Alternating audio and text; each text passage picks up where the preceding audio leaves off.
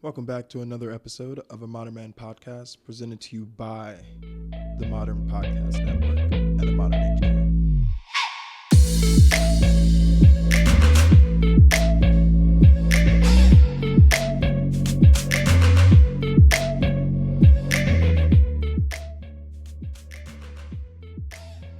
How's everyone doing today?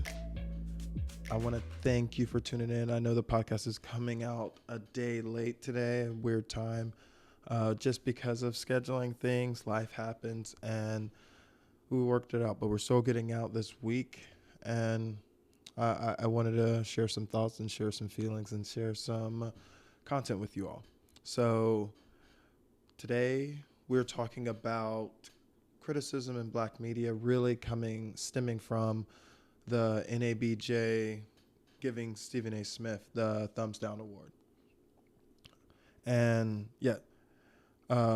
they really said this is kind of his recurring messages, really disparaging Black women in politics, media, sports. Talks about Jasmine Crockett, the WNBA, wanting them to get the DOJ for Caitlin Clark getting filed, those things like that. So again, that is why we're bringing this conversation up, but the conversation is really going to be within ourselves about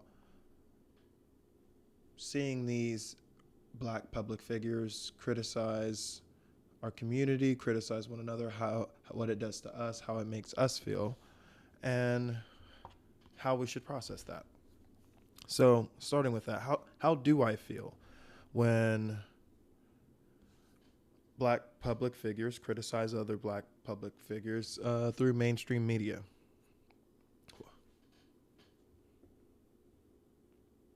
What are the risks?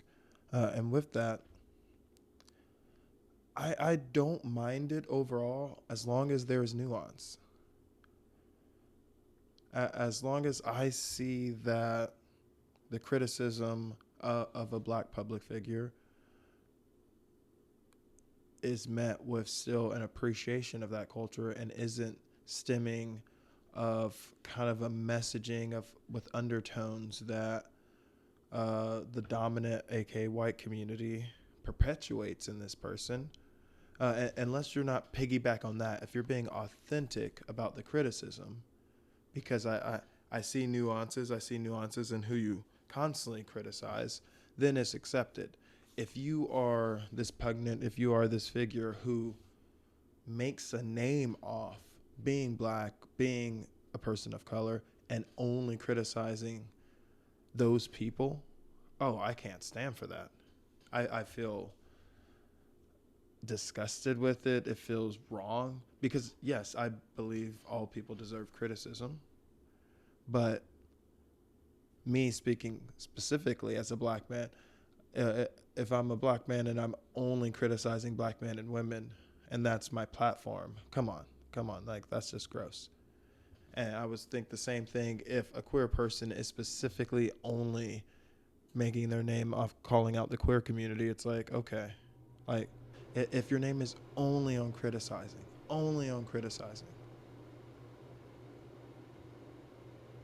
what real kind of career is that? How do I feel when Black media goes against their community? And that's a community, another one of these buzzwords we'll keep saying. And when Black media goes against or Black public figures go against their community, a community could be anything. So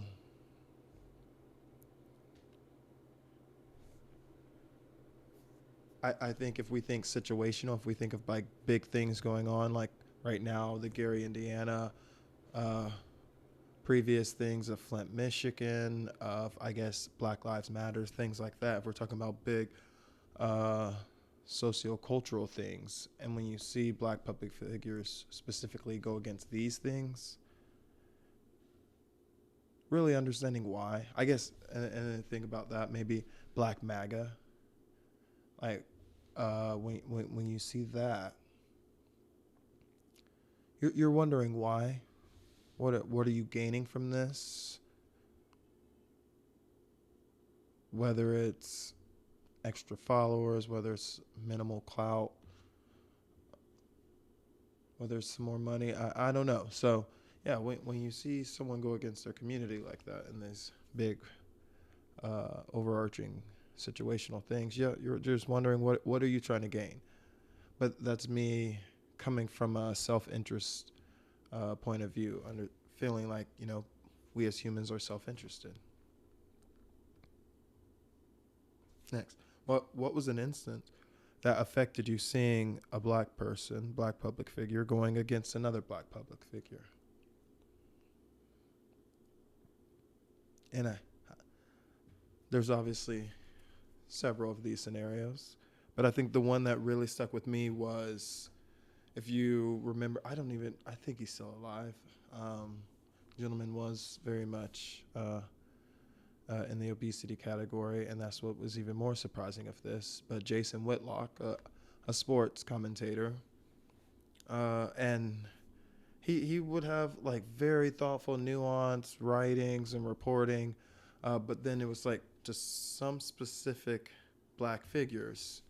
There was not nuance, and that's just giving a little background. And he would go at Serena Williams, like calling her vile names, criticizing her body, her shape. When I don't know if she has the Grand Slam record, but I know she was definitely on pace to beat it before she left, have her, I believe, her daughter, and then came back and still won a couple more Grand Slams. But it was just being like, bro, what are you gaining from just going at Serena? Because she was dominating everyone in tennis from like 2000 to 2015, like everybody. Like when Serena showed up, Serena was winning. Okay, like we knew that. We knew this. You know this, man. And to just go at Serena felt, why? What? You getting some clicks? You getting some people who are like anti-black in the tennis community just being like, yeah, we support you, bro? Because what are you gaining? What's the point? It's Serena Williams, bro. Like, who doesn't like Serena? And that one really stuck with me. Never liked him after that. Could not get past, like, see, it still affects me today bringing it up, because it's just like, bro, why are you going at Serena? Of all people in this world, you going to get Serena? Like, Serena is the Beyonce of women's sports, in my opinion. Like, you can't. Don't do it. Yeah, just don't. Why, bro? And yeah, that was the situation that really got me. And we'll just say, fuck that guy. Okay. Now switching that up, sitting with white criticism of black figures versus black criticism of black figures. There's always the easy throw at the wall. I think a lot of people want to just, oh yeah, there's undertones of racism in that. Everyone is allowed to be criticized, okay? Everyone deserves to have criticism, regardless of their race, gender, sexual preference, number of kids, how many kids. It doesn't matter what number of jobs, socioeconomic status, all the things. No matter what the things, everyone is open to criticism. And so with that, in that, I think the person criticizing them is completely valid, but I think as a public figure, it deserves some nuance. I think, yes, everyone deserves a mic, or everyone has a mic. I have a mic. But I think once you reach a certain level, you deserve to have nuance. And I think that's a lot of time what is lost in our news. And I think that it stems from some of the loudest voices come from people who started by just having their own mic. And I think it's the responsibility almost of everyone who has a mic, who is out here having an opinion, to come with nuance to that opinion. Maybe some people say, I'm not listening for nuance. And then that just kind of makes my head twitch a little bit, because I'm like, okay. And then I guess I ask why, because Why wouldn't you want nuance in your life? Why would you want an echo chamber? I don't want an echo chamber. I don't want someone just feeding me the bullshit I think I know or want to know. No, I really want nuance into everything. And that's why I'm very open to black versus white criticism. Like specifically, I admit, like Skip Bayless. We're keep going to sports here, but he would criticize LeBron, and it was just like too much. It was like but he you knew he would get extreme on stuff. So with that, you knew it.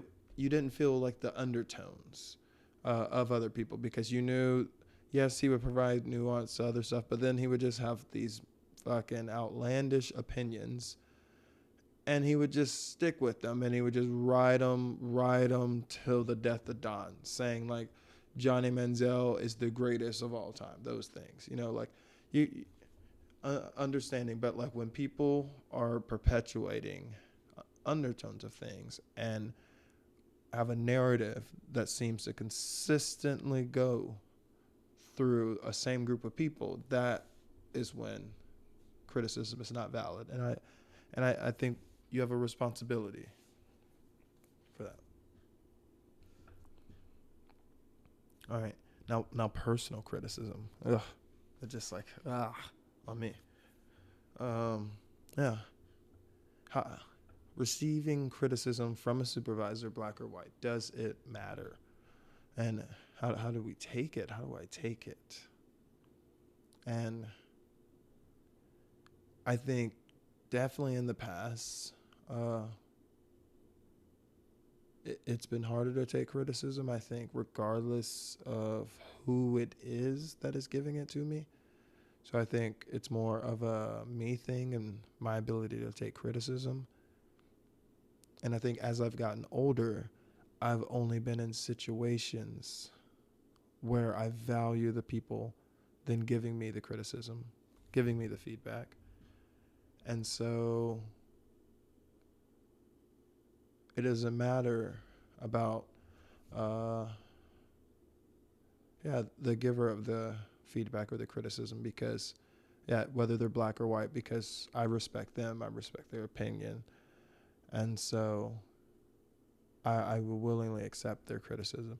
And a lot of the people I've been associated with in the last few years really give feedback and criticism in a strength-based way, and really talk about, the growth areas, and really like highlighting the things you've been growing in, and really wanting you to point out where you want to grow.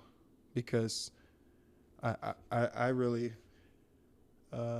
benefit from that too. If we just all increase the things we're constantly good at, yes, the deficits, I think will, what's the saying? All tides rise together, or something like that.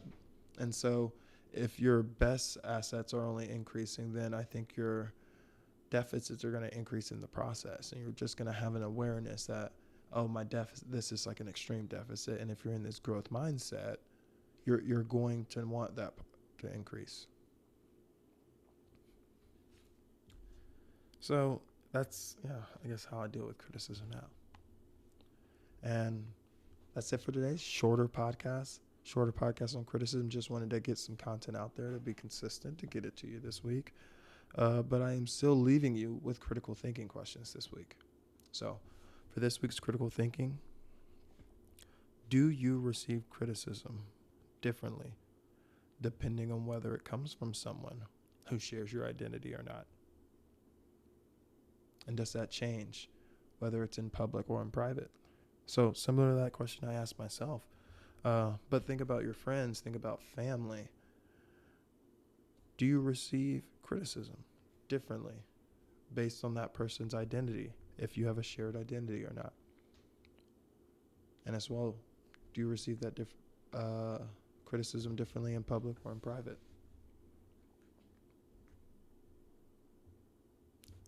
Also, how much responsibility do you feel to defend a group's identity when it's criticized in media?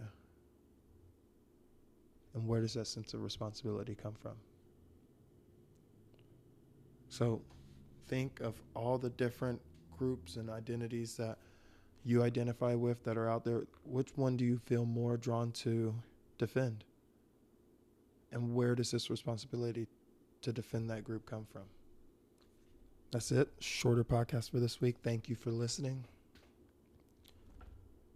My name is JD Ferrell. I'm a licensed professional counselor in the state of Illinois.